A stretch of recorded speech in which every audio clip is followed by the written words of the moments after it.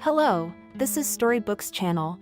New videos are posted every day. Subscribe and click the bell. As a child, Camille was considered strange in the yard because she was not afraid of the dentist. When other children were being dragged into the dentist's office by their parents, hysterical and red-faced from crying, Camille was eager to peer through the narrow slit in the door and get a glimpse of what was going on. She was not afraid during dental treatment. Maybe because she didn't eat a lot of sweets, or maybe because everything that was going on aroused the girl's keen interest. She followed every movement of the doctors and afterwards asked 1,000,000 questions, flapping her naive, childish eyes.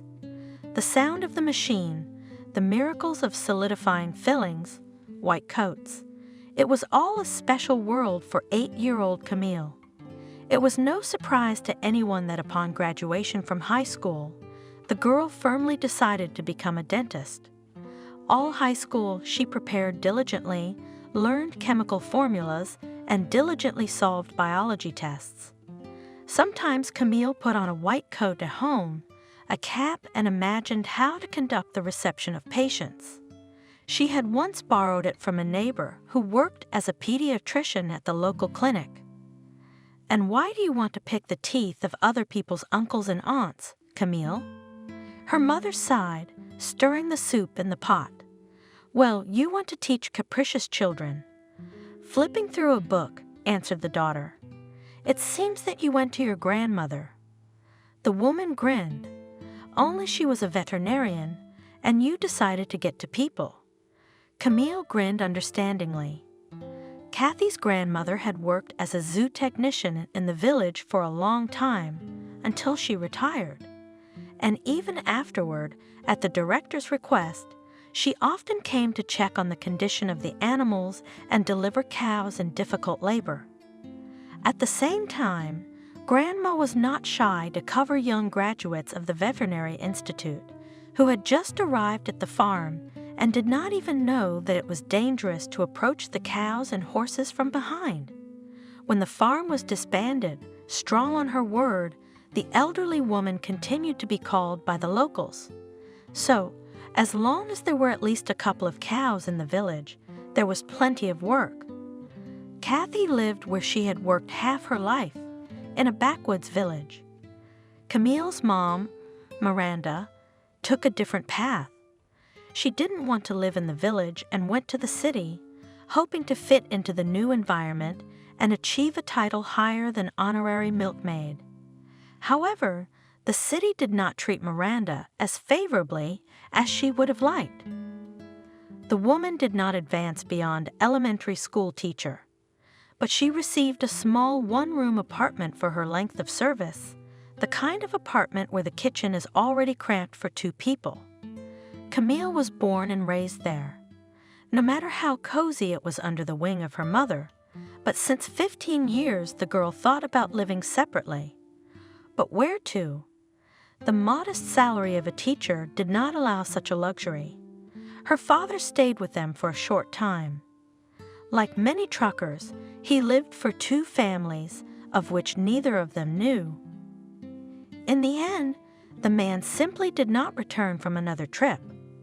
The mother waited 6 months and then, gathering her courage, filed for a unilateral divorce. Camille was secretly sad.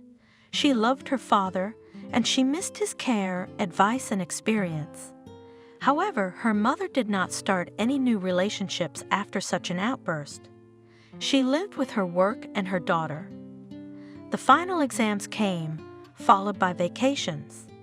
And now Camille stood in front of the doors of the medical school, struggling with shyness to enter. She had passed by countless times, dreaming of how she would get her student card and credit. But now the familiar outer walls seemed harsh, pressuring, even though the fulfillment of her dream depended on them. It felt strange. "You're not a sophomore." Someone touched her elbow. Camille turned around and saw a blonde girl with a pointy nose and oddly age-inappropriate brightly colored hairpins. I think she was a sophomore. Camille opened her student ID. Yeah, sophomore year. Cool. The stranger glowed and clapped Camille on the shoulder a little too suddenly. At last you found someone. My name is Clara, by the way. Camille, let's go find our group and office. Gradually, Camille and Clara became friends to such an extent that even their teachers began to call them an inseparable couple. The calm, reserved Camille and the volcanic Clara. Studying was not easy. Camille was warned about it by both teachers at school and her mother. Medicine does not tolerate amateurs and students. From the very first year of study, they persecuted mercilessly. Sometimes Camille fell asleep over her notes. Head puffy from the incredible amount of information learned, early rising, and the long road to the institute too exhausted. But the main thing was that her childhood dream, albeit slowly, but approached her. Clara did not strain herself so much. She often read magazines in her classes. She could oversleep and in general perceived going to the institute only as an excuse to dress up. They'll expel you after the first session. Sometimes Camille would say to her careless friend, "Oh, I just need this crust for a beautician." Clara waved it off. "But to get it you have to pass your exams with at least a C." Camille stopped her. "I have enough knowledge for a C," confidently declared the village fashionista. In fact, Clara was not so lazy. She just had a different world view. Instead of studying every day, she preferred to stay up the night before the seminar to answer before forgetting what she had read. She took notes from her neighbors and used textbooks and manuals to prop up the wobbly table in her room. She was not a lazy Clara, and because she immediately began to look for some part-time jobs, or rather, they found it themselves, to hand out flyers at the dormitory or something to take somewhere for a small fee. So, by the end of the semester, she was invited to work evening shifts as a barista in a small coffee shop. She brewed coffee a little better than the cleaning lady, but she made eyes at all the visitors and smiled with 32 teeth. She left good tips, on which the girl bought cosmetics and new handbags. Rustic directness and simplicity pierced where the city was difficult. Clara was not afraid to look stupid, and it always played to her advantage. She had a goal, too, and the girl was going about it simply in her own way. Camille was always fun with Clara. She knew the latest gossip, had a lot of funny stories to tell. She could do her makeup in the bathroom before class. On one of the frosty days before the session, Camille stood at the bus stop in the morning, waiting for the bus, and a few other people crowded together with her. Time was running out, and the right bus was still missing. The grannies behind Camille were getting louder and louder. A man in an old-fashioned fur hat and a briefcase like an office worker finally couldn't stand it and asked the driver of the next bus where the number 14 had disappeared to. "They've all been written off." He shrugged indifferently. "Now you can only go to the center with transfers." Rumors that the bus would be liquidated had been circulating for a long time. But as it happens, everything happened at the most inopportune moment. The man in the fur hat cursed loudly, not embarrassing the passengers, and began to hurriedly call a cab. Camille realized that she would have to do the same in order not to be late. As luck would have it, the first class was a seminar with a very picky professor who wouldn't let latecomers in. To get to the institute, Camille gave away all her money, even scraped change from the farthest pockets. She ran into the auditorium a moment before the bell rang and, breathing loudly, flopped down on the bench next to Clara. "Where have you been?" "I was already thinking about how to get you out of school." She pounced on her friend with questions. "My bus doesn't run anymore." Camille complained, laying out her notebook. "I have no idea how to get there now. It's either a round trip across the city or a cab. So you move into my dorm. Clara's the one who yelled at me.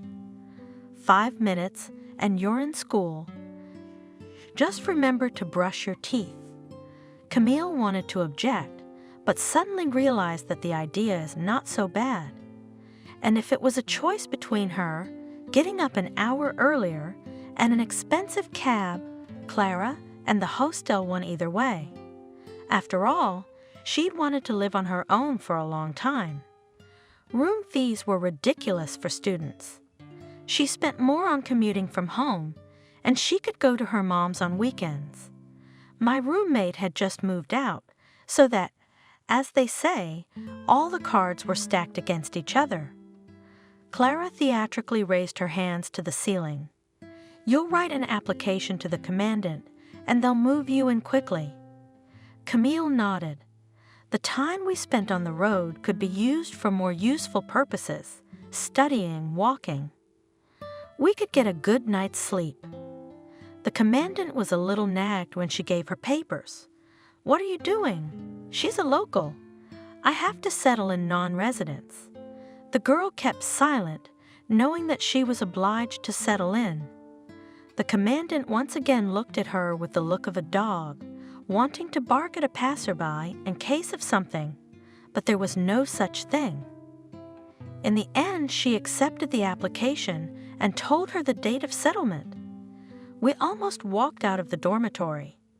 She squeezed Camille in her arms so tightly that she even squeaked. Yay, yay, now we're together. The mother took the news of her daughter's future move with enthusiasm. The apartment was cozy, but cramped, and this fact, alas, did not change even motherly love. Did not eat there only all kinds of nasty things. Miranda admonished her daughter, putting towels and a new set of bed linen in her bag, and don't drink at my place. She expressively, but rather jokingly, threatened with her fist. Or this Clara, your friend, Wendy, will start to influence you badly. The woman continued, Mom, she's fine. Camille defended her friend. She's just peculiar. A few days later, on her day off, she arrived at the dormitory with her things. Clara was already waiting for her, helped her bring everything in, helped her get settled, showed her where everything was. The room was small, but here Camille had her own separate bed, her own table, a closet, a shelf, and a whole wall. All in all, it wasn't too bad. The main thing was that it was a couple minutes from the university, and the rest would get used to it. In the evening of the same day, Camille and Clara were walking down the corridor, and suddenly they were called. Hello, girls. A student peeked out of a nearby room. Hi, Michael. Clara turned around and tilted her head to the side, like a mappy looking at a shiny bauble. What do you want? Come join us. We lack female company. The guy waved his hand invitingly. We'll feed you, we'll make you drunk. We won't leave you offended. We're celebrating a birthday, after all. Camille tugged Clara's elbow questioningly. It's Michael from third year, who's been after me since the beginning of the semester, she whispered back. He's not bad, but he's a bit stupid. And you want to go? Camille took another look at the boy who was persistently beckoning them to come along. Why not? Clara looked puzzled and looked at her. Tomorrow is Sunday anyway. There's no need to go anywhere. We'll sit and chat. We're all friends. There's nothing to be afraid of. She turned to Michael. Okay, we'll be there soon. Wait. The guy glowered, gave them a thumbs up, and disappeared into the room. Camille hesitated for a moment, but then she thought about it. She hadn't really made friends with anyone except Clara in 6 months of school. Of course, she talked to her classmates, but it wasn't the same, and her old school friends visited less and less often and wrote shorter and shorter letters. They all had their own worries. and they didn't understand why she had to go to an institute on the other side of town. Clara quickly combed her hair, changed from pants to jeans, and found a decent t-shirt in the closet. Camille didn't bother with that.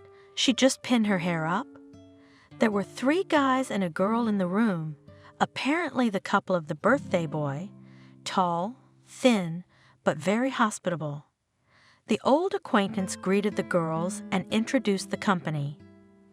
This is Liam, the birthday boy, and his lady Cindy. This is John, the future of urban medicine.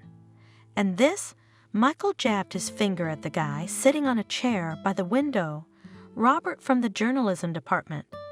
The girls were welcomed and seated at a common table. After a while, the shyness of acquaintance evaporated without a trace. Everyone was drinking, eating, and joking. Cindy suggested playing crocodile. The boys readily moved the beds to make room. Camille stared blankly at all the new acquaintances.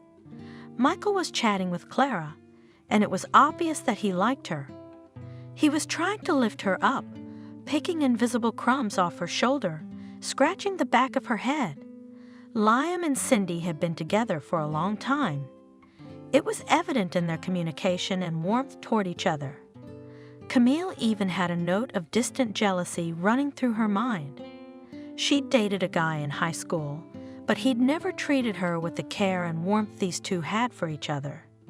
John made occasional jokes about doctors during breaks when his mouth wasn't full of food. He'd already put a couple ketchup stains on his shirt, but would that stop a man with a big appetite? Robert was the only one Michael introduced differently than the others. He didn't fit at the table. He sat by the window with a plate in his hands, but that didn't stop the young man from collecting all the stares. He told stories, joked, asked provocative questions, and posed picturesquely. "Robert's a blabbermouth," said Liam. "He chose his profession just to scratch his tongue. It's better to scratch your tongue than to pick at people." The student journalist theatrically grimaced, which immediately caused laughter of the company. "And what's wrong with helping people?" Camille suddenly asked. Everyone fell silent and stared at her with interest. Robert himself looked at the guest. "Well, you are not going to help them for free, are you? Or are you going to open a branch of the Mother Teresa Society?" He sarcastically teased Camille. "I want to help. First of all, I go into the profession at the call of my heart, not because it is profitable," parried the girl. "And you need to eat, so stop covering your ambition with charity." Robert waved his hand at her. "Sooner or later people will become just a means of earning money for you. But some people will earn money by talking, and others will see rotten teeth and other unpleasant things in the human body. Robert, enough of this argument you've been having with us for 3 years. All professions are needed, and all have their talents." Liam said conciliatingly, "Let's have a drink and play cards." Camille looked at Robert with an annoyed look, but did not argue further, so as not to offend the birthday boy. The trouble was, she liked the smug talker. Robert had a typical smarmy appearance, chiseled facial features, dark hair, strong charisma, and a sharp mind. Gradually, the angular conversation lubricated and the tension it had created went away. The party had passed 0 o'clock when there was a knock on the door. "Quiet," Liam hissed. "The commandant has arrived." Before Camille knew it, the table was covered with a sheet. Cindy and Jonna were hidden under one bed, Clara and Michael under another, and she and Robert were shoved into the closet. Everything happened so fast that hardly a fly could have flown in that time. The commandant's voice was heard, reprimanding Liam in a half-toned voice for the noise and mess after lights out, and the latter was making every effort to demonstrate the supposedly empty room. And so it was every time. Robert sighed, Camille over his ear. "He's hiding us in closets, the idiot." The The closet was cramped. Camille felt her back against the guy's chest and almost stepped on his feet. For some reason, her cheeks were flaming and her tongue was lolling. Robert gingerly touched her shoulder, as much as it was possible to do while standing in a closet full of clothes. "I'm sorry, okay? It's just nature's way of picking things apart." That was rude. Without turning around, Camille replied. She could feel the guy's guilt. Was he guilty? Breathing on the back of her neck, it was getting stuffy. "Let's go out tomorrow as an apology. Pick your own place." Robert put his hand on her forearm. The commandant let go of the last nagging remark, wagged her finger at Liam, and made to leave. Goosebumps ran up and down her body. It was hot and cold at the same time. There was tension in the air again, but lingering, enveloping. "Come on," Camille agreed. "To the exhibition of modern artists in the gallery." "All right. I'll be waiting outside the dormitory at 5.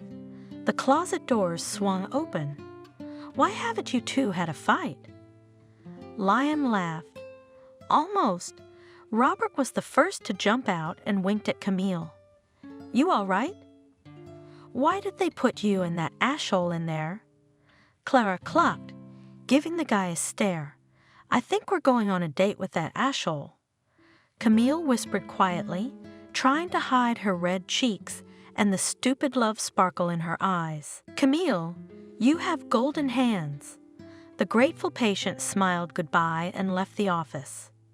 Camille took off her gloves and nodded to herself in the mirror. It was for moments like this that she had gone to the dentist's office, for grateful looks and sincere appreciation.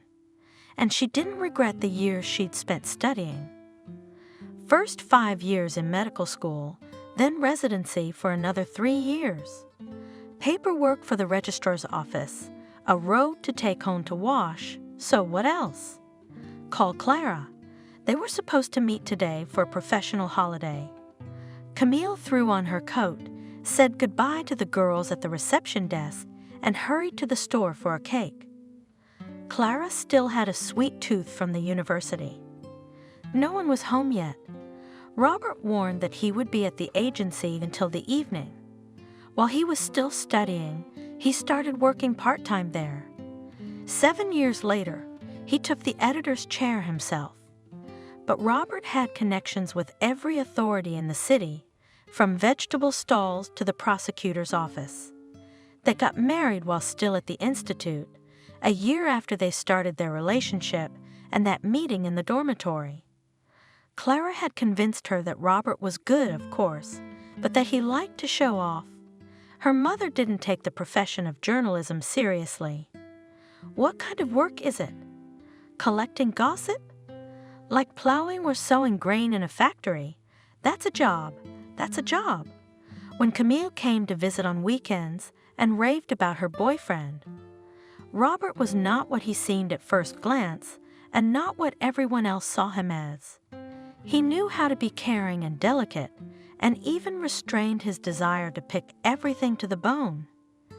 At the same time remained the soul of the company, noisy lighter. Many girls openly envied Camille, frankly looked at Robert when they appeared at the institute. "There's nothing to see here," Clara waved her hands at them. "They're not here for the ballet." Although she was initially against the relationship between Camille and Robert, she soon became an ardent defender of their peace of mind and was even a bridesmaid at the wedding.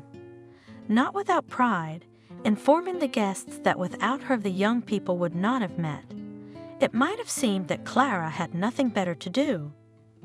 But how wrong were those who thought so? Village fashionista had affairs with 2, 3 at a time, never bored in the evenings, sometimes choosing from several candidates, and was not shy to use her natural beauty. Those problems that she herself did not want to solve were solved by suitors. That's how she finished her studies, not really knowing what she was studying for. She got her medical degree as a working makeup artist. She didn't go to any residency program, and sat in a beauty studio, having mastered in addition to makeup and hair and other beauty procedures. From boredom or windiness, married and 6 months later divorced. A year more fluttered on dates and married again. Clara wasn't lazy. She was just lucky. And she was never shy about doing things that others disapproved of. That's why she won where others stopped. Camille sometimes thought that her road was straight and quiet, where you could see all the stops and bumps for miles ahead. Clara's road wiggled like a snake and went into potholes or under clouds. The important thing was that eventually they both ended up with a destination. The tea was getting cold. Camille was already thinking of calling her friend, who was almost an hour late, when she heard a commotion in the entryway and a call. Can you imagine the client was late? She delayed me, and then the cab was still running. Clara started to get indignant. Camille just smiled. They hugged. It couldn't have been otherwise. Over the years, Slava had changed from a country girl with ambition into a cold city beauty. She cut her hair in a bob, always wore makeup and fashionably dressed. And she was more concerned with a new skirt and going for a massage than having groceries at home. Oh, you're cooking, I see. Clara had barely made it into the kitchen and immediately stuck her nose into the pots on the stove and into the refrigerator. And borscht and stuffed cabbage and compote. Camille did not chase brands and hairstyles. She dressed minimalistically and simply. But she knew how to create coziness and keep up with everything. William nags me for not cooking. Clara complained. Everyone has their own talents. Camille calmed her down by pouring tea. The friendly chat went on late into the night. It was always like this when they met. The cake was almost over and Camille was making coffee for the third time. When Robert finally came home, the young editor was disheveled and twitchy. He came into the kitchen, said hello briefly, hugged his wife, and retired to his room, saying he had had a hard day. "Why is he so sour?" asked Clara, glancing at the man. "Tired, I guess." Camille shrugged her shoulders. "You can't force him to sit down at the table." Come on, come on." Clara jumped up from her chair and reached for her friend's shoulder. "What is this?" She picked up a red hair with 2 long fingernails and showed it to the surprised Camille. "Ah," she mewed in surprise. "Maybe it was accidentally blown in?" "Yeah, say it was blown in by the wind." Clara stared at her with her hands at her sides. "I'm a friend of the men, know them like a peel. Came tired in other people's hair, just worked hard, poor guy. What are you implying that he—" Camille moved into the room. "I'm not implying anything yet, but I have the fact on my fingers."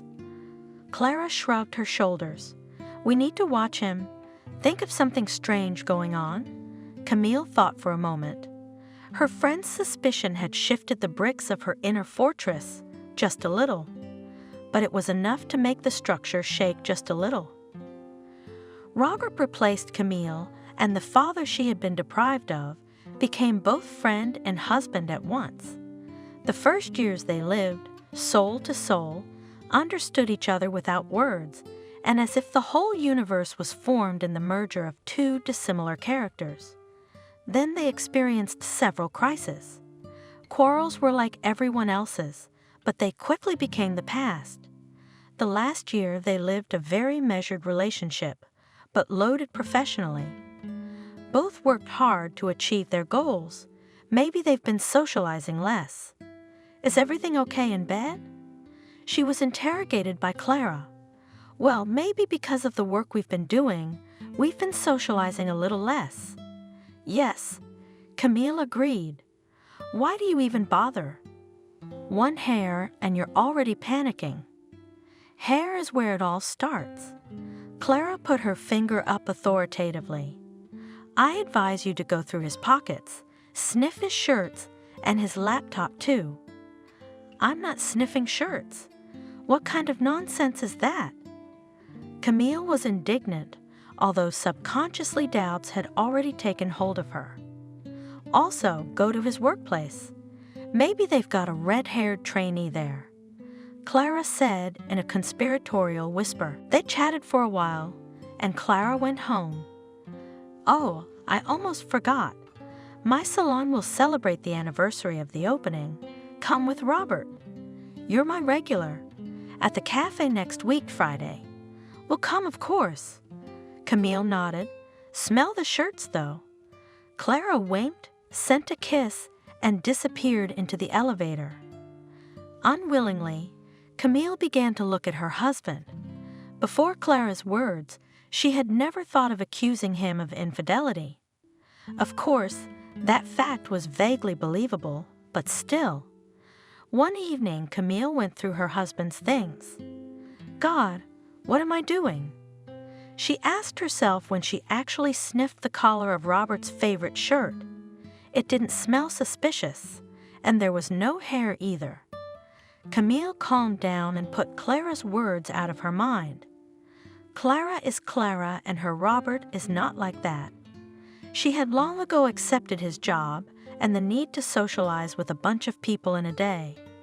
Not many people her husband could have had a meeting with. That's ridiculous. Robert, we're all right, aren't we? Camille asked on the way to the cafe. She didn't know why she had asked. The inner turmoil hadn't completely gone away. Robert turned to her. Yes, why are you asking all of a sudden? Why am I asking? Camille wondered. You can't tell me you found a hair. Lately you've been at work. We don't talk much. She stretched. But you know that I have a lot of things to do and responsibilities every day. Soon I'll take an assistant and relax a little. Robert smiled at her. Oh, here we are. Slaga was already waiting for them at the entrance, apparently tipsy and in full battle paint. She was friends with the owner of the salon and had even bought a small share of the business from her, so she could invite anyone to the party. Camille sometimes wondered where the careless Clara got the money for such a thing, but the mystery remained a mystery. The mini-corporate party was a lot of fun. The women's company was diluted by a few men. The owner's husband, a guy, a masseur, and the husbands of Camille and Clara. Camille, a friend's new husband, was hardly known to her. She had only seen him at the wedding and had little recollection of where he had come from. William looked frankly bored. Constantly attached to glasses with champagne, sighed and very sluggishly participated in the general celebration. The hostess raffled off certificates for free treatments among the guests. Camille successfully won one of them and hurried to please her husband, who went outside for a smoke. She jumped out of the door and looked around puzzled. Only Clara was outside, talking on the phone. Have you seen Robert? Her friend asked her. Clara put the phone away in her purse. Camille, while you were participating in the raffle, your husband poured wine on his pants and went to change. And we got a delivery of new manicure tables. They're idiots. They got their days mixed up. I'm rushing to the salon to pick them up, so I don't ruin the party.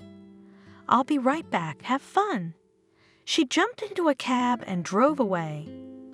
Baffled, Camille called Robert. He confirmed that he had doused his pants, would change and be back soon. Miss me? She heard a voice from behind her. William came out of the door, Camille replied. No. They had said hello very crudely in the first few minutes.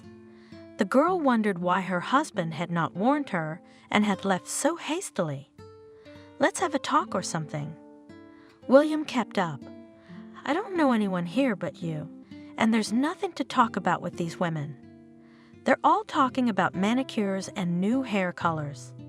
He yawned tiredly and flicked his lighter. Well, let's do it. Camille agreed, realizing she was in a similar situation. William asked about work and his habits, his studies. only when he started to talk about himself. He complained about Clara, either explicitly or implicitly. Camille knew he was drunk, but for some reason she listened. She'd never talked to someone like that about her friend. It was as if she'd been given a glimpse into a secret suitcase. She cooks once a week, and then some crap that's impossible to eat. I'm used to home cooking. My mom was a cook all her life. William sighed. Here you work from morning till night. You want soup, cutlets, pies, and she buys salads or dumplings. Eat up, sweetheart. Ah, but she puts on makeup for 3 hours. Why did you get married then? Camille asked me carefully, changing to you. She's so beautiful, you can't take your eyes off her. When I first saw her, I was blinded, but now I realize that you can't eat beauty alone. William finished smoking, moved closer and whispered, and I gave her money for a share in the salon, damn it. I thought at least she'd stop hanging around there herself and go home and earn an income. But she didn't. Camille suddenly felt sorry for William. She realized that his rose-colored glasses had shattered inside. On the one hand, he'd seen who he'd married. On the other hand, beauty always messes with a man's head.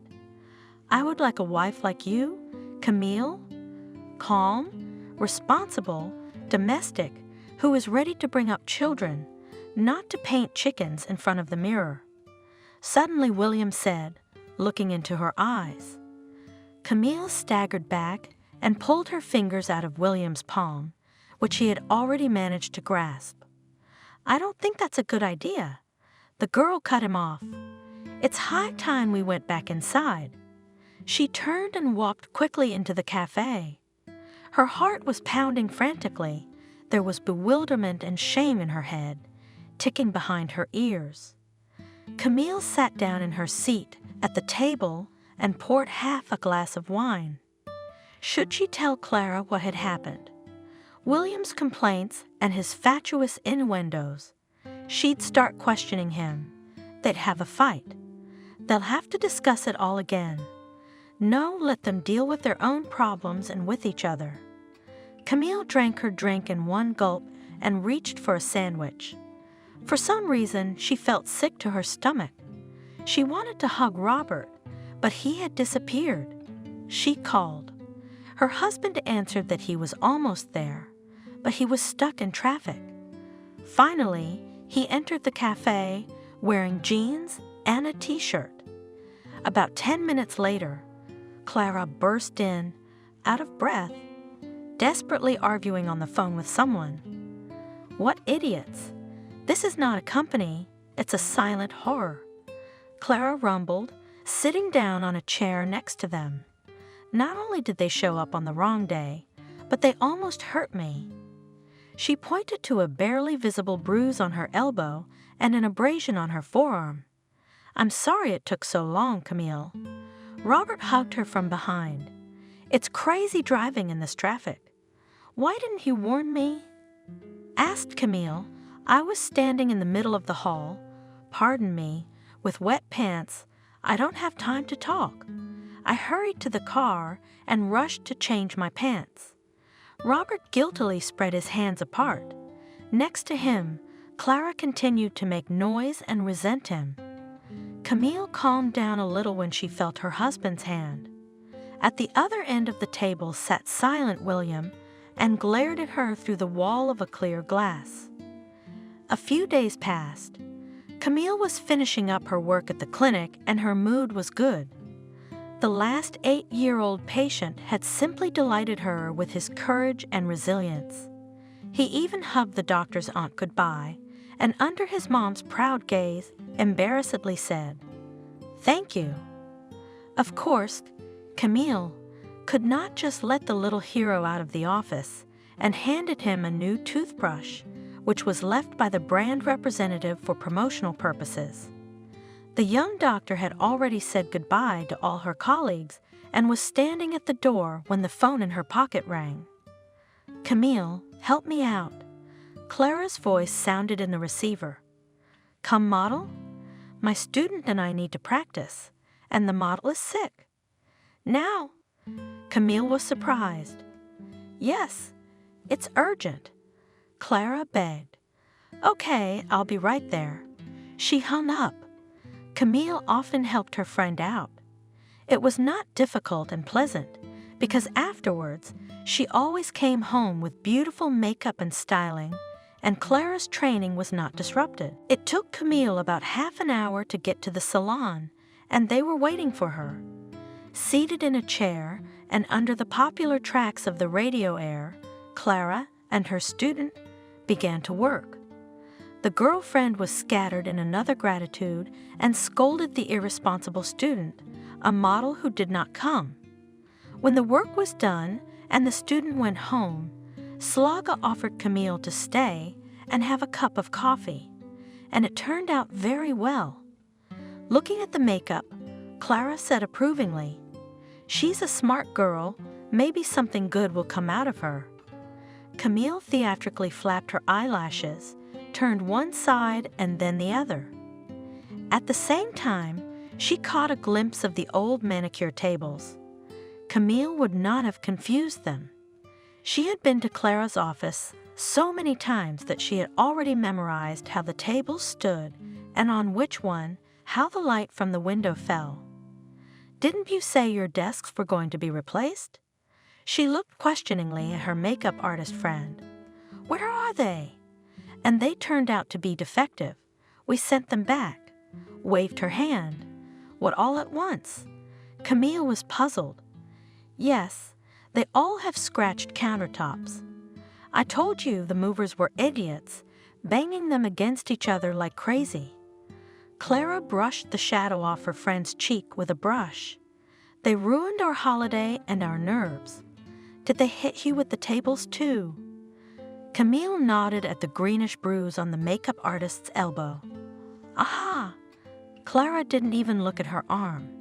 "They opened the door as if it were their own house, and I was knocked for company." My friends had finished their coffee and had long ago switched to another topic when Clara, who was scrolling through the news feed on her phone, suddenly rushed in. "Camille, look." She shoved the phone with the photo open on the screen. The girl looked at the picture and was surprised. The photo was of the entire staff of the agency where Robert worked. The guys were holding some certificates in their hands. Apparently, another award from the big shots. But another thing was interesting.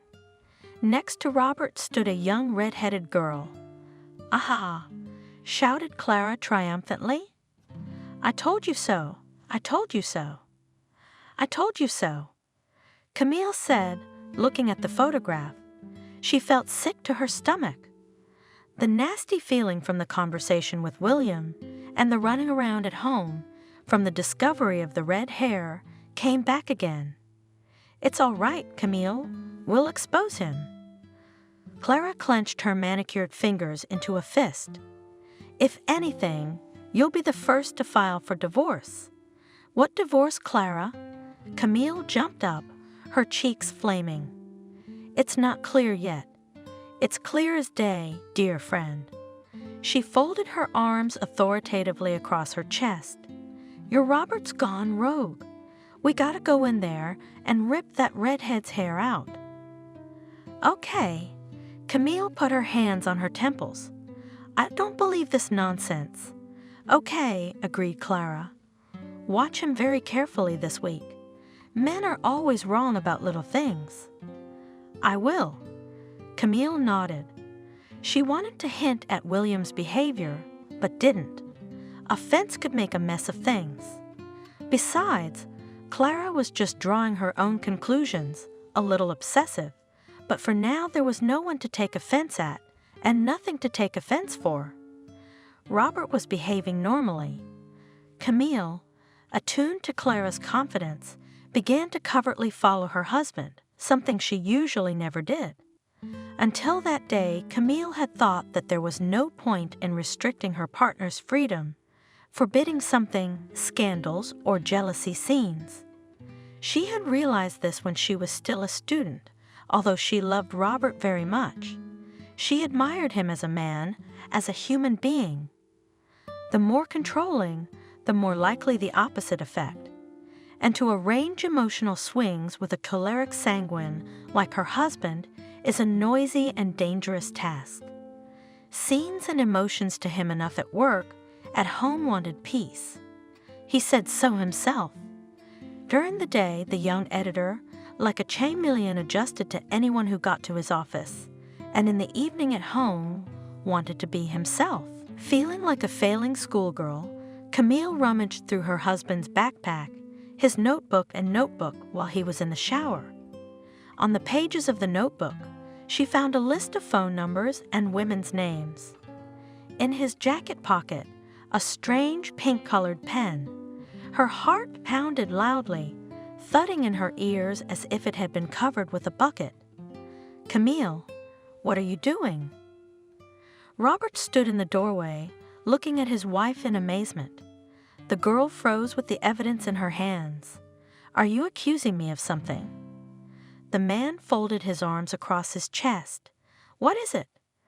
Camille jabbed her finger at the list of numbers. "These are the candidates for the assistant position." The husband shrugged indifferently. "I interviewed them last week and put them all here." "Why? Did you use this?" Camille waved a pink, girlish pen in the air. "First my own, then I ran out of paste, and Kelly lent me her writing utensils. What's the problem? Why are you going through my stuff?" Robert glanced around at the slight mess on the desk. Nostrils dilating, Camille felt like a fool. She replied something, and under her nose, she slipped the notebook and pen to her husband and went into the kitchen. His explanations were very convincing, but the worm of paranoia continued to gnaw its way through her thoughts. Camille crushed her whiskey with her hands and sat down at the table in the kitchen. She grabbed her phone and texted Clara about what had happened.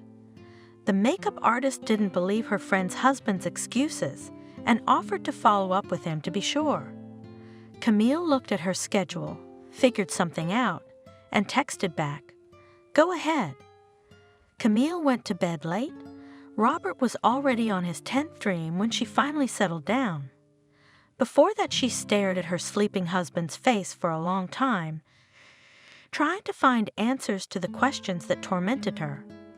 In the morning, she pulled herself together, pretended that nothing had happened, walked Robert to work, and waited for Clara. Her friend arrived just as Robert drove out of the yard. "You ready?" Clara's voice was filled with an ill-concealed excitement, as if she'd been waiting a long time for permission. "Do I have a choice?"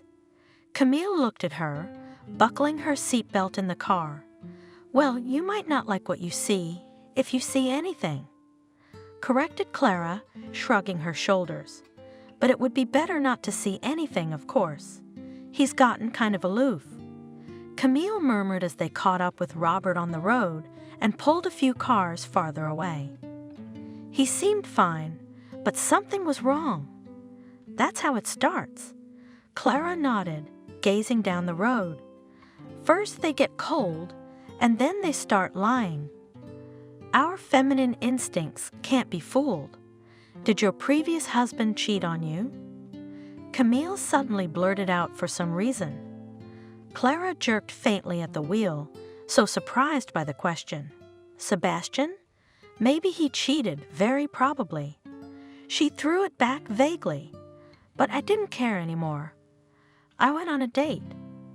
I realized I was sick of Sebastian. I felt sorry for him. I didn't tell him, and when I got sick of him, I filed for divorce. Aren't you afraid William might cheat on you?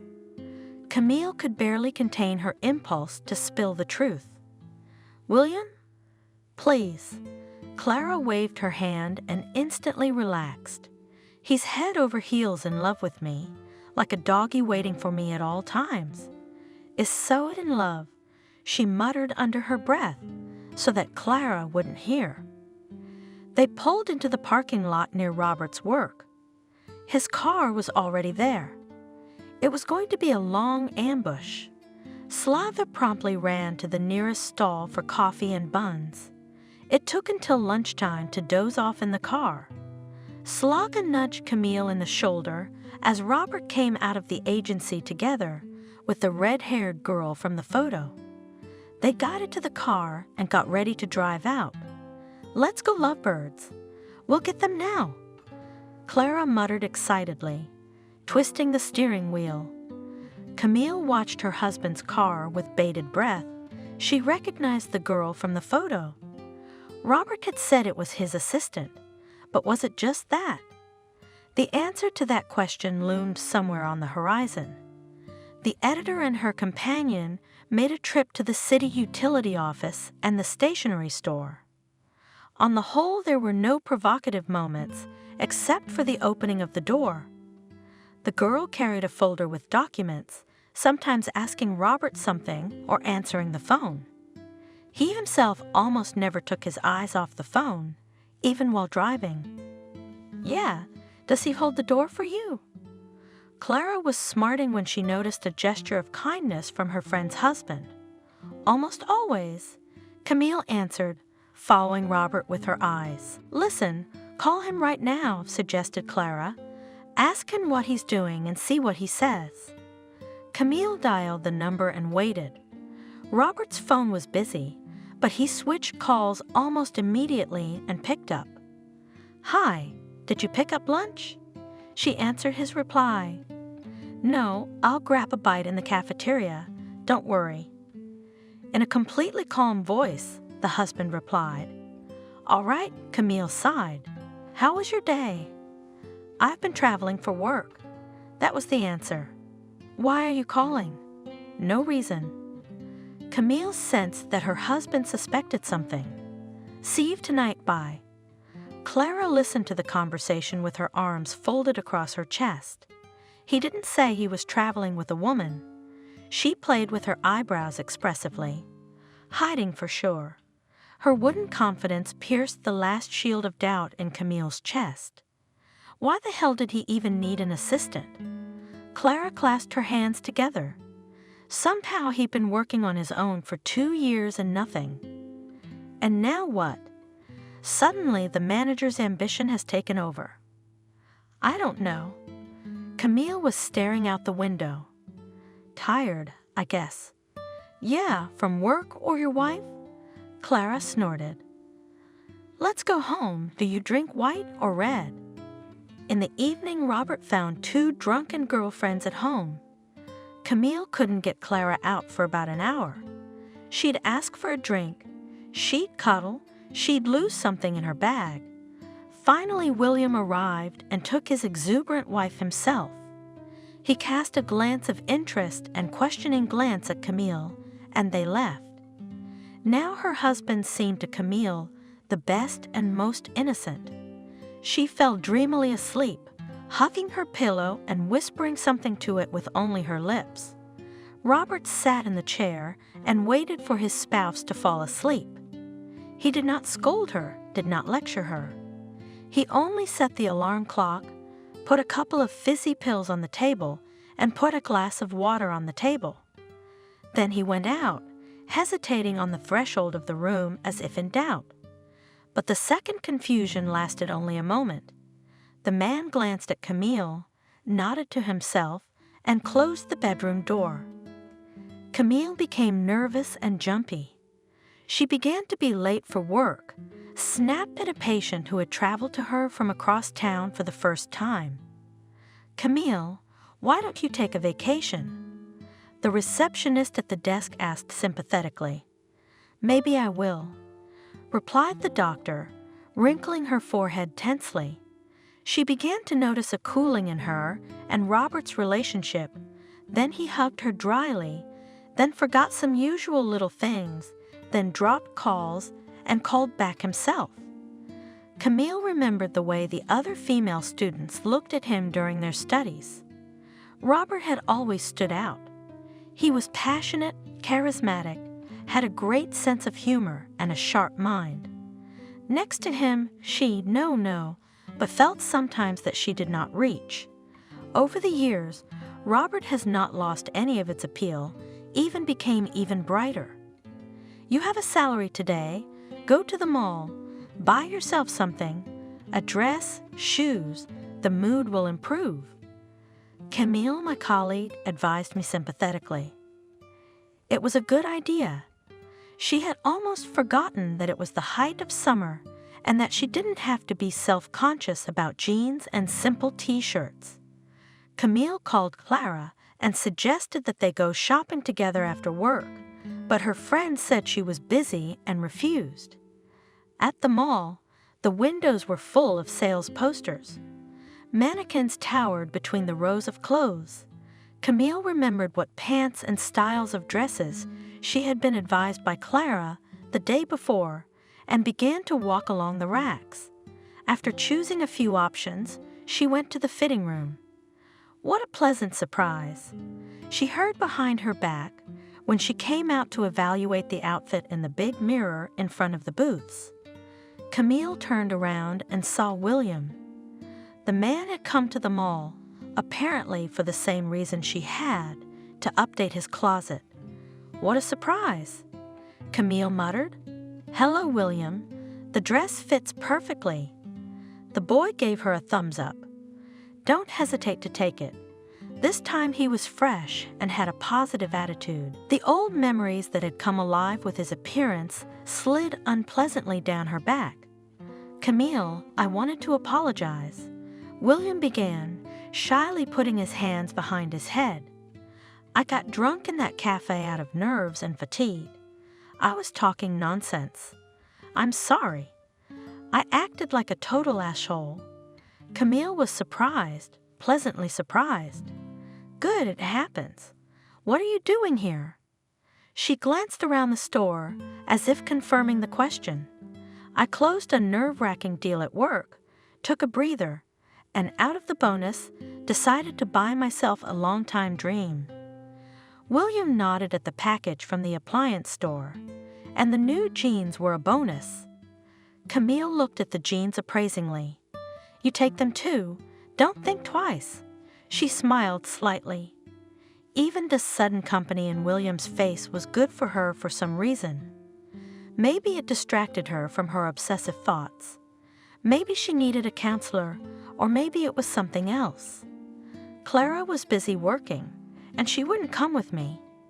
He said, as they left the store with their purchases. Me too, busy for the day. Camille confirmed. How about a coffee? William suggested. Or was there something else you wanted to buy? Camille thought that the lingerie shopping would have to be postponed and nodded in agreement, approving the coffee idea. At the cafeteria cash register, she wanted to pay for it herself, but William was the first to do so and put a flavored drink and a small dessert in front of her. Camille hadn't ordered the latter. Come on, as the husband of your best friend. William waved his hand. We're almost related. Before he could say anything, he heard a text message from the bank. Why? William stared sorely at Camille, looking at the balance of the card. Almost, but not related. The girl commented briefly. They chatted, then went back down to the shopping floors and wandered for a long time, picking out one pretty thing or another. Camille sensed that William was enjoying himself with her. He didn't turn on that whiner in the cafe anymore, but was cheerful and somehow relaxed, at the same time talking about all sorts of funny situations at work, reminiscing about old friends and years of study. There was even room for a story about William's country childhood and the fun vacations of a first grader. Listening to all this, Camille did the main thing, distracted herself from obsessive thoughts about her husband's love. It was time to get home. The time was nearing evening. Camille hailed a cab as they stood at the entrance to the mall. Thanks for the shopping trip. Camille smiled as the car pulled up. Thank you for the pleasant walk. Maybe we can do it again sometime. William opened the door of the cab for her. It's probably not the right thing to do. Camille hesitated. William gave her a quick peck on the cheek and said, Well, you're a big girl. It's time to prioritize what's right. Camille drove home dazed and outraged and flattered. She was a mixture of all the emotions of the last few days. Resentment toward her husband, worry about their private life, irritation, and into all of it sprinkled sparks of innuendo from William. It's not right. It's not nice that she's having coffee with her husband, her best friend's best friend, who is the second time he's made ambiguous hints to her. Why?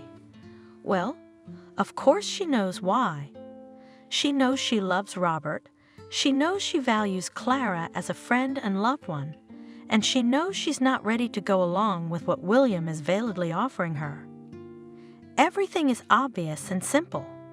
But then why is she flattered by his attention? Is it not compensation for a grudge from Robert? How long had it been since he'd spent with her? Almost half of his day off.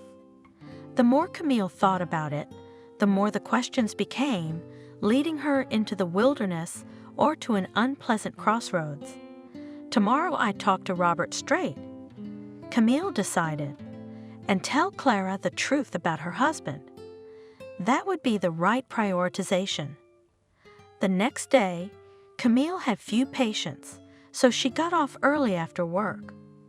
On the way, she received a call from a nervous Robert, who asked her to bring her work phone, which she had forgotten at home. On the way, she thought about the best words to say to her friend and her husband. She decided to start with the first one. She dialed Clara's number and proposed to meet in the evening. The makeup artist happily said in the phone about her agreement, and even asked if it was worth dressing up.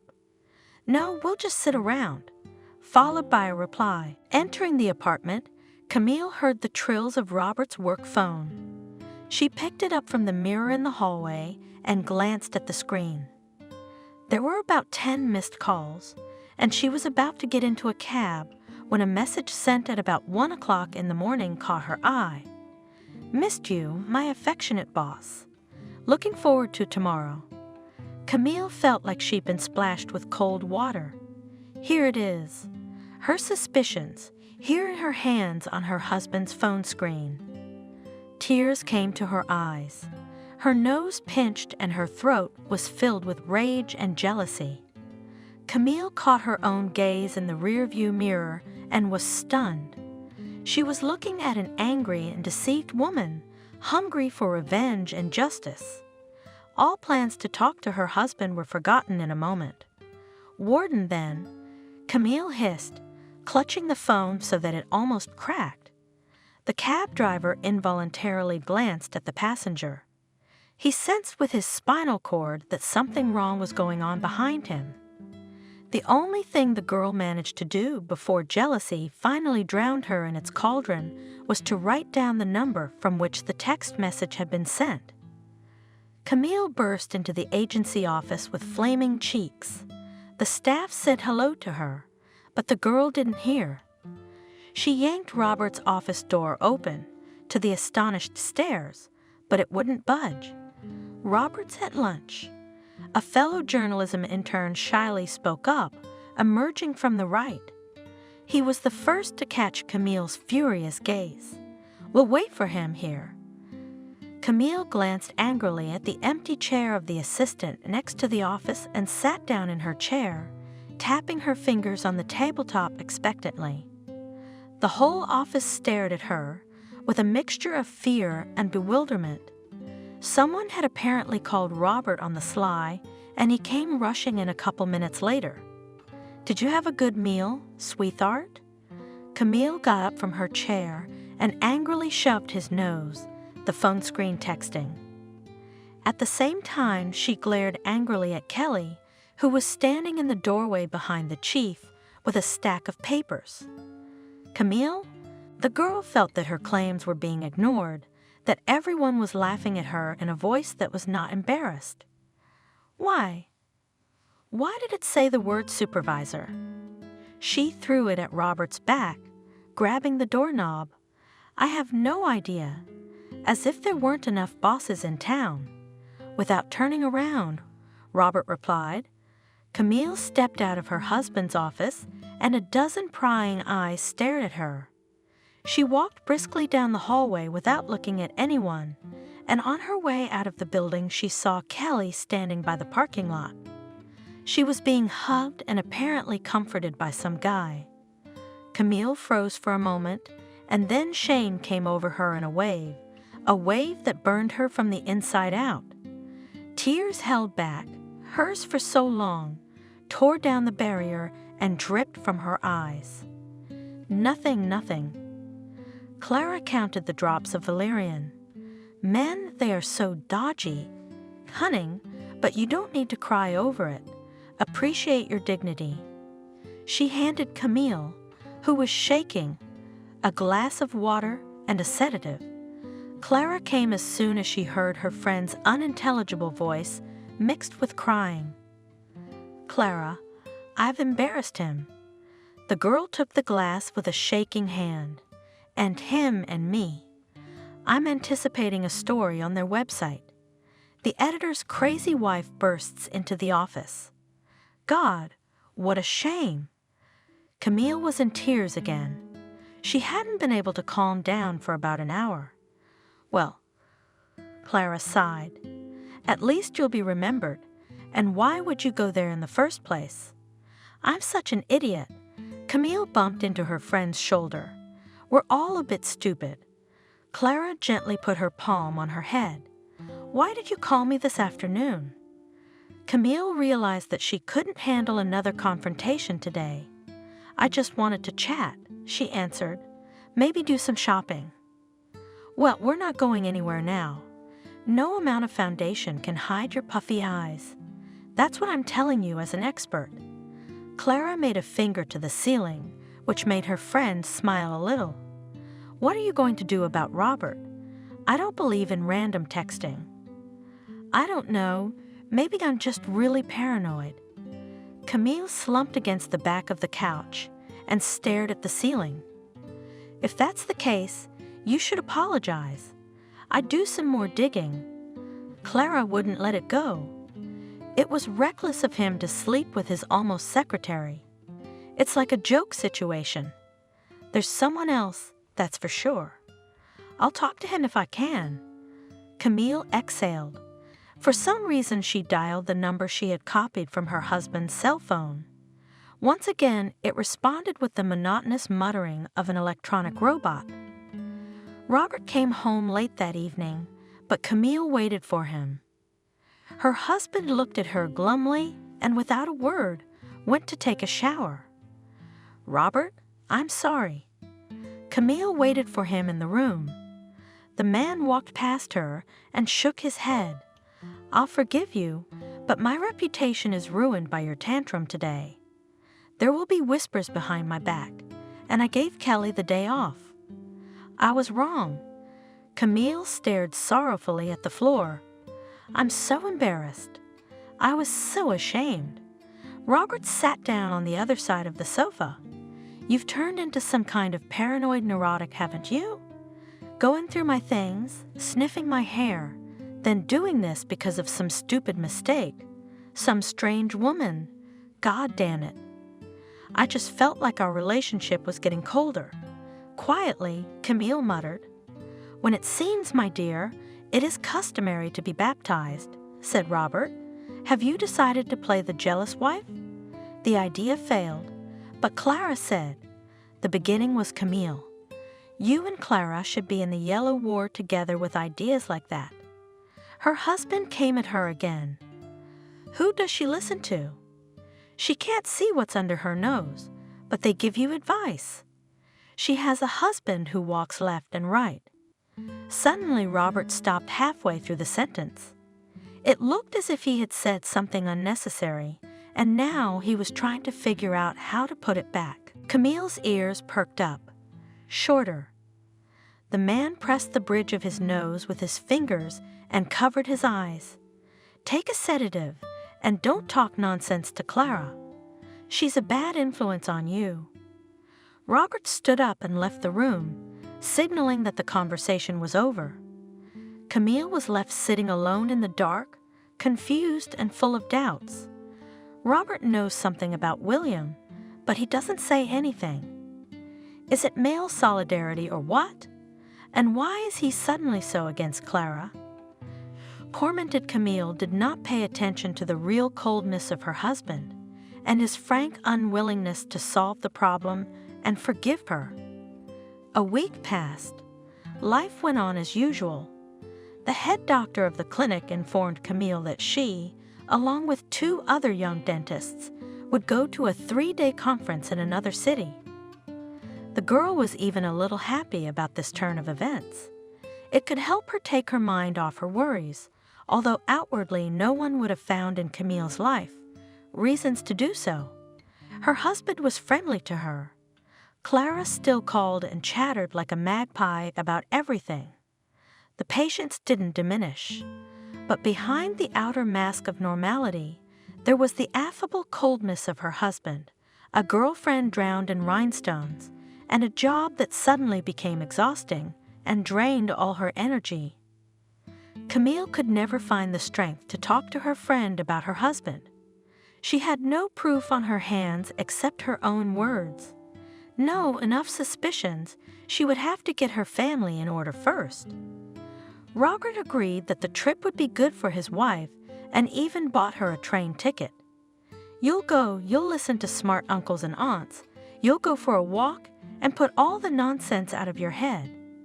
He admonished Camille as she packed her traveling bag. The train was tapping its wheels. The girl rarely rode trains, and every time she did it was a bit of a gimmick. Colleagues were arguing animatedly nearby. Robert may be right. I'm being paranoid. He and I have been together since we were 18, and there has never been any occasion. Thought Camille, looking out the window at the passing station, Christmas trees. How many people preyed on him at university? I didn't really care at the time. Well, almost. Yes, it's all about panicking yourself and others.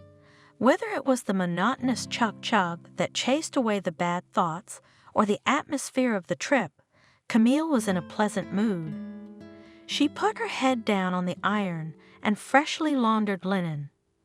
I'll come back and we'll definitely go to my grandmother's house in the country. Camille decided and closed her eyes. Training in the company of the sea and the sun really did the girl good. In the morning, she and her colleagues listened to seminars of experienced doctors and presentations of new materials for work, and in the afternoon, they went to the beach to sunbathe and swim. The sea climate and fresh air seemed to erase her worries from her mind. Camille thought about how she would return home, how she would tell Robert about the trip. How then the 2 of them would go to the place where malachite was mined and a friend was writing his collection of stories. It's a pity I don't have Clark with me. The girl thought, watching the waves. She said she hadn't been to the sea for a couple of years. Camille wanted very much to share her peace with people close to her. After all, the colleagues were only colleagues. On the 3rd day, the organizers said that the last speaker could not come due to illness. They apologized to the participants and informed them that the training was closed. Camille decided not to stay one more day in the hotel with the others, but bought a ticket on the same day and went home. I'm going to surprise Robert. I'll arrive early and with a tan. She smiled, looking out the window at the sea. The train arrived at its destination early in the morning.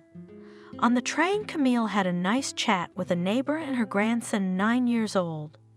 The grandmother treated the girl to fruit and enjoyed listening to her stories about her work, recalling her own youth.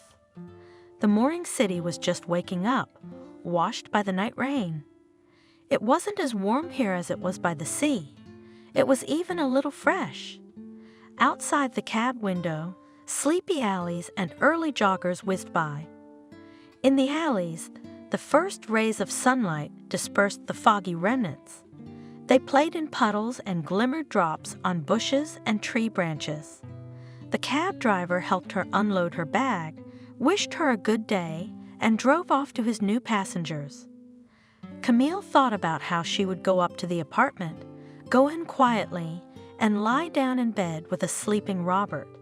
How nice that today was her husband's day off and they would be able to sleep through lunch together, then make coffee and talk about the upcoming trip. Camille quietly turned the key in the lock so as not to wake Robert. Quietly, she entered the apartment and barely saw the familiar hallway, dazed. All the good mood she brought with her from the sea had collapsed and shattered into tiny pieces. Her heart was pounding like the wheels of the train she had come back here on. There were shoes lying in the hallway that she would recognize out of 100. They'd bought them together last year and picked up the last pair in town. The shoes belonged to Clara.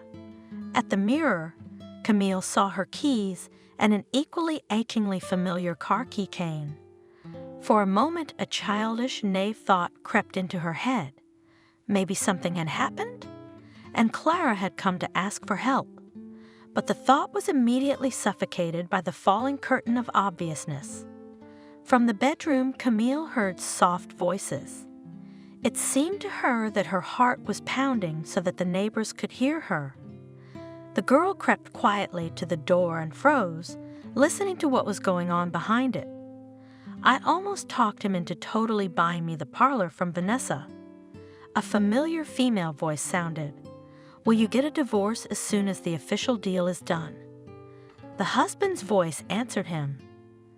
On the same day, confirmed with a laugh the interlocutress. And when are you going to file the papers? I'm thinking of what to tell her. A sigh followed. The idea of a fake affair had failed. Failed because someone forgot their cell phone at home. A woman's voice interrupted. I've been working her as hard as I can. A little more, and she would have filed for divorce herself. We would have gotten away with it. And now you have to either talk head on or think of something else. It's a shame to go head on. Followed the answer after a short pause. I don't like her as a woman, but I pity her as a person. And the show is not pitiful. A female voice smirked. I choose the lesser of two zones. The male voice grinned. Camille clamped her hands over her mouth and felt the corners of her eyes grow wet. A wave of cold rushed up her back, her cheeks felt hot, and her throat felt like it was being squeezed in the grip of an invisible hand. The realization fell in pieces, and each one was worse than the last. It stung, eating away at everything good inside, like acid. Robert, you and I tried it back in college, but you were too right then, and I was too stupid. But if it had worked then, Clara's voice was quiet, but creeping. There might not have been those long years, with the bore and the dentist.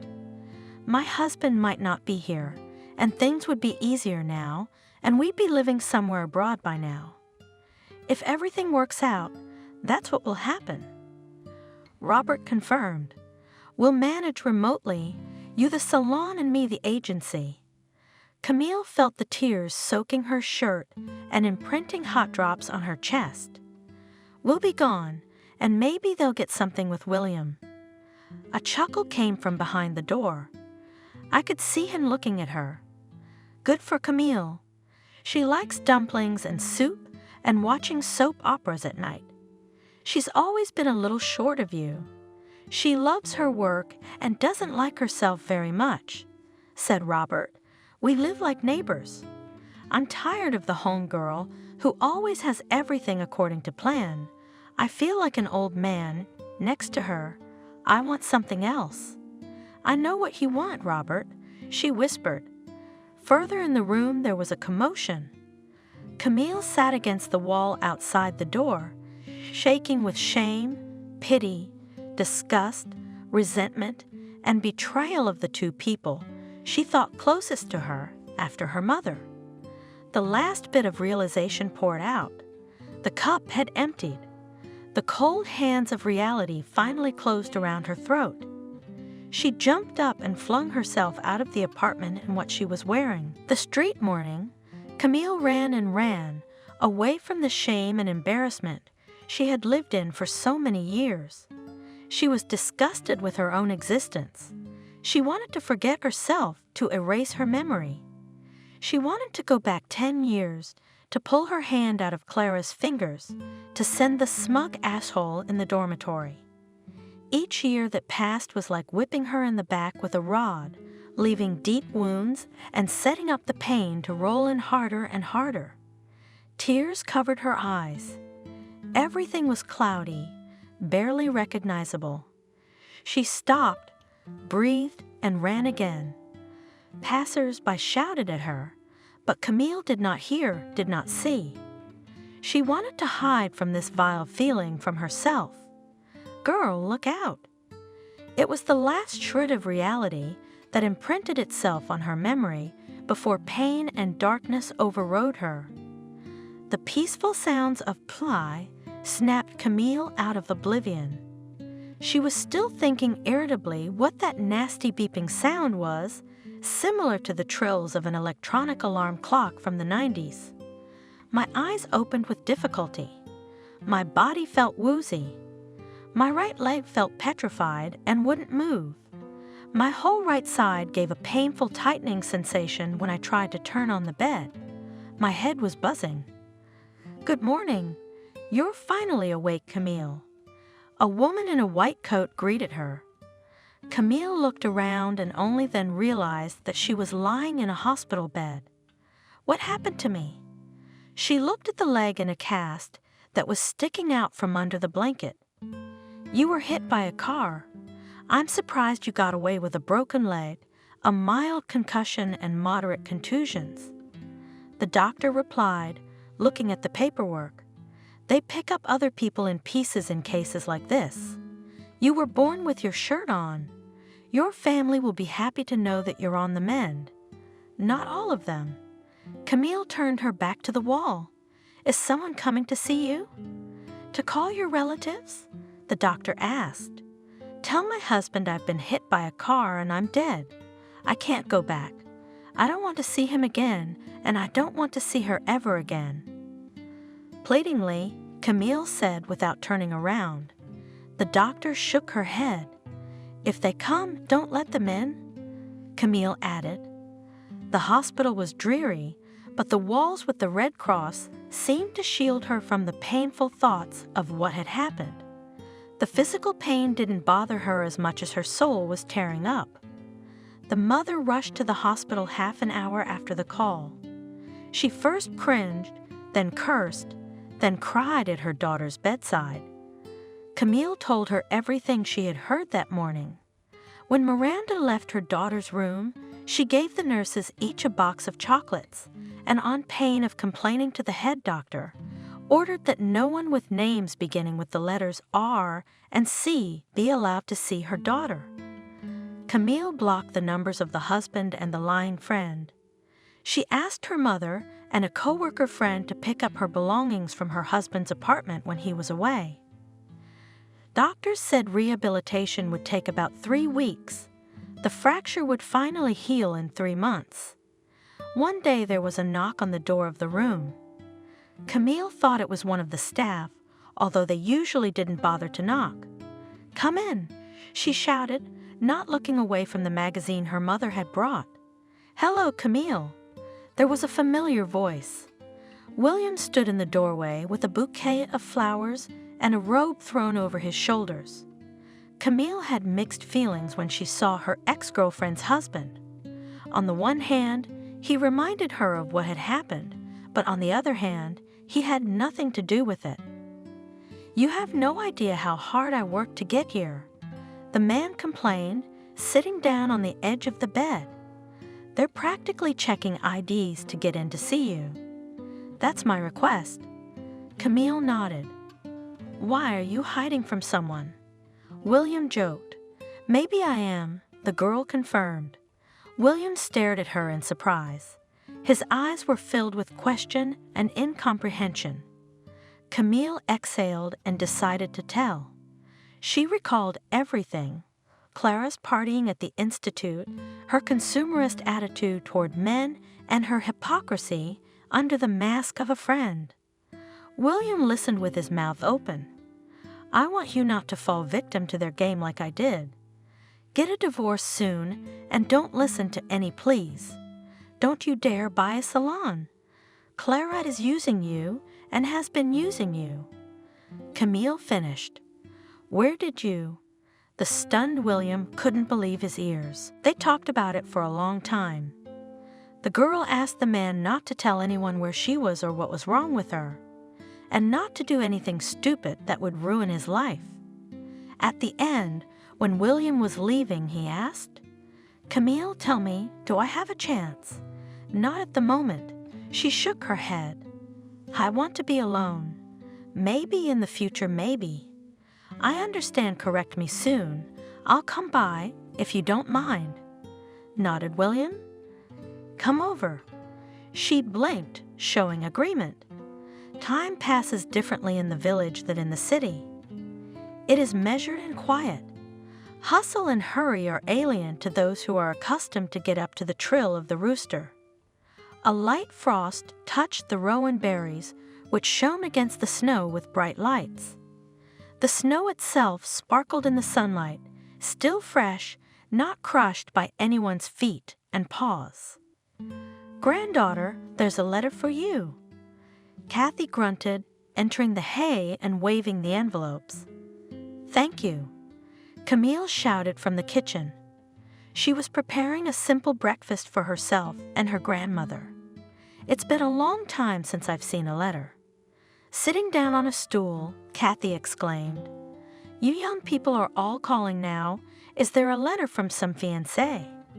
She handed Camille an envelope.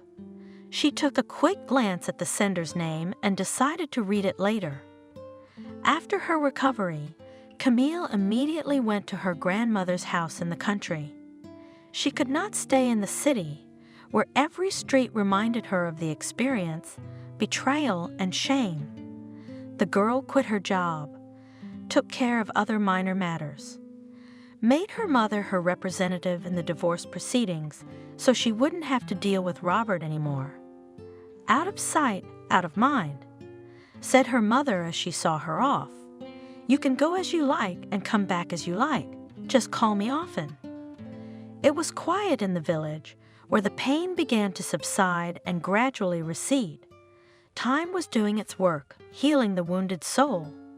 Mother did not talk about Robert and the divorce, only promised to tell me when it was completely over. The envelope had an address and William's name on it. How did he know where to find her? It remained a mystery. Camille ran her eyes over the lines. William had written about the divorce, about leaving Clara with almost nothing. She deliberately skipped that part of the letter. "Dear Camille, I realize that I'm probably an unnecessary person in your life, but since that evening in the cafe, you haven't left my mind. I've made a lot of mistakes and missed a lot of chances, but I don't want to let you go." The girl stopped, listening to herself. Something faintly trembled in her after these words. "I'm willing to wait as long as you say. I hope for an answer. William." Camille folded the letter, tucked it into the envelope, and began to twirl it in her hands. If she had doubted it at the hospital, now she knew for sure. Kathy came into the room. "What do you think I should write back?" asked the old woman, looking at the concentrated face of her granddaughter. "I think that old fans are not invited into the new life." Camille smiled at her grandmother, tearing open the envelope. She tossed the scraps into the trash can and looked out the window. "Grandma, the neighbor's here, probably to ask about the cow again. She's so restless. She'll cure the animal." The old woman shook her hands and trampled in the hay.